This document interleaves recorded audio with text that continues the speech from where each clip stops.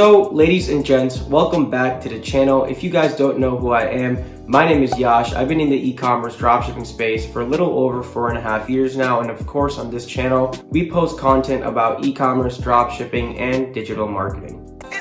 Really quick, before we do move forward into the video, make sure you guys do drop a huge like on this video, and while you're at it, make sure you guys are also subscribed with that post notification bell turned on so you guys are updated with all recent and new content. Quite frankly, I've been wanting to put this video out for quite some time now, so here I am.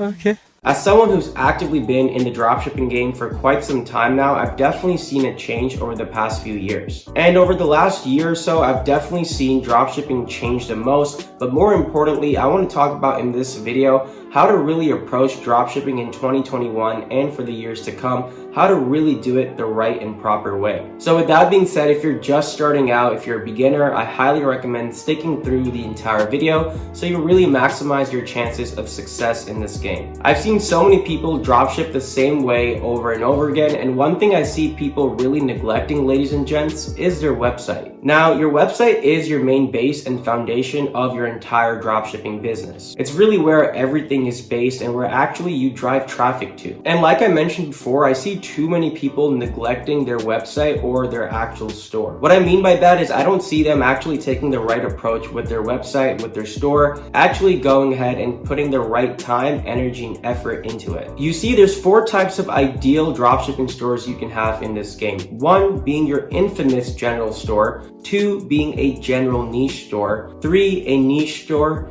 and 4 a one product store. You see, dropshipping itself is a business model, or more so of a fulfillment model within e-commerce. I always say a model never dies, a model only changes and adapts. Now, without a doubt, people are definitely buying online more and more, which also means the average consumer is getting more picky and more aware of where they're buying their product or products from. And this also means that for us e-commerce dropshippers, there's more vulnerability out there to fall into certain traps. So in a sense, as the average consumer market is adapting and pivoting and getting smarter to actually where they're putting in their money when it comes to online shopping, these social media platforms are also emerging and adapting as we speak. So what I'm saying is we as e-commerce business owners, as dropshippers, also have to adapt and pivot to that. I almost see it as the survival of the fittest. Those that don't survive, those that don't adapt and pivot when and where needed, will absolutely not survive in this game. So now let's actually dive into the juicy and meaty part of really what you guys want to hear, probably why you even clicked on this video upon seeing the title and the thumbnail.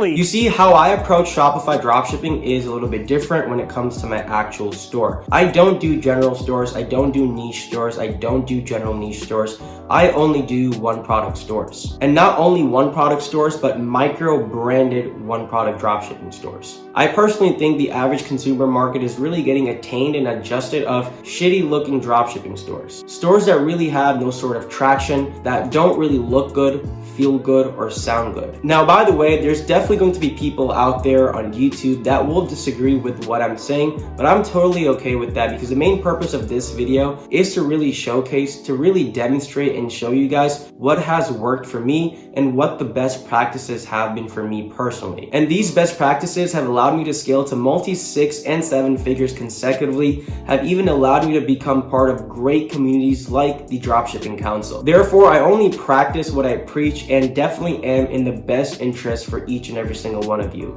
So going back to what I was saying, micro branded one product dropshipping stores. Why and how do I really go ahead and approach that? Well, we all know with dropshipping, ladies and gents, you have to go ahead and test a multitude of products. That's simply just the name of the game. Now, most of you guys may think that with one product dropshipping stores, you have to change your domain and your brand assets each and every time you go ahead and test a new product. You're in luck, because not the way I do it. What I essentially do is I'll go to a website called namelix.com, which is absolutely free. Namelix will use AI and help me generate and craft a unique branded domain name that looks good, sounds good, and feels good. A domain name that really invokes curiosity to the average consumer. You see, Nike and Adidas aren't really real words in the dictionary. They're definitely made up, yet they have some sort of meaning and brand awareness and presence attached to them. So that is the same approach I take with my one product store. I will make sure my domain name is flexible and all-rounded so I can test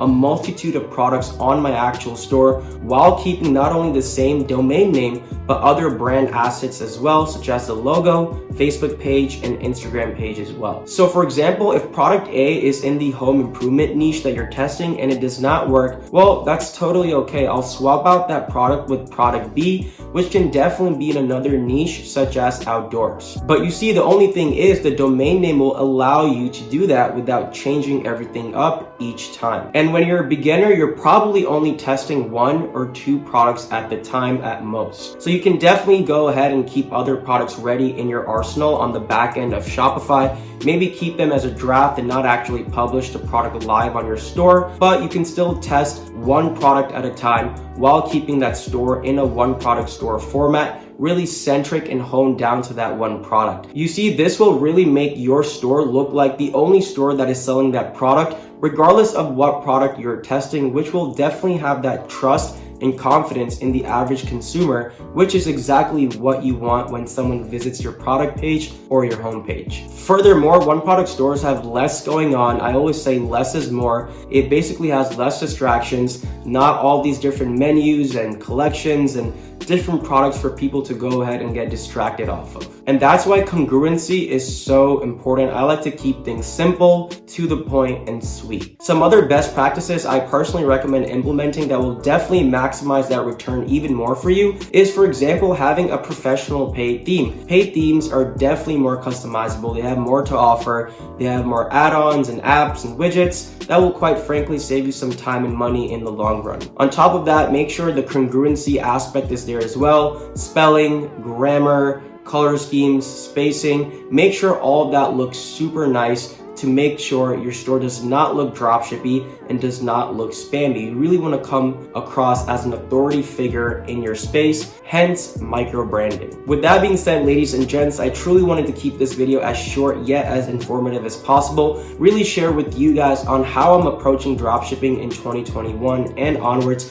Quite frankly, I've been doing 1 product stores even since the end of 2019, but now I've really diversified all my time, energy, efforts, and budget to only building, crafting, operating, and scaling 1 product micro-branded dropshipping stores. By the way, if you do want to see me build a micro-branded 1 product store all the way from scratch, get this video to 250 likes and I'll definitely be doing so. It'll almost be like a mini free course on this channel for you guys to actually see what goes into the back end and front end of a proper micro-branded 1 product store, and you guys can exactly go ahead and replicate that on your end as well. Be sure to check out all the links and resources down in the description below because they can be very helpful for your dropshipping store. Other than that, if you do have any questions, thoughts, or concerns, feel free to drop them in the comments below because I do reply to each and every single one of them. Remember to keep working hard. More importantly, continue being awesome. Until the next one, your boy's out. Peace.